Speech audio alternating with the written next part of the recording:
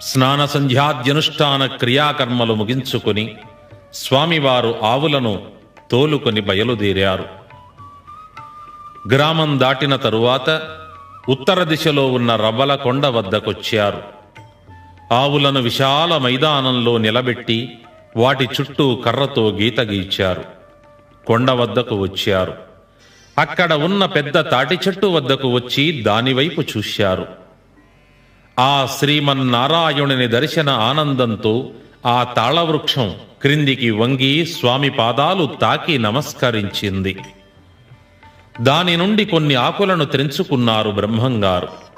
తాటి చెట్టు యథాప్రకారం లేచి నిలబడింది.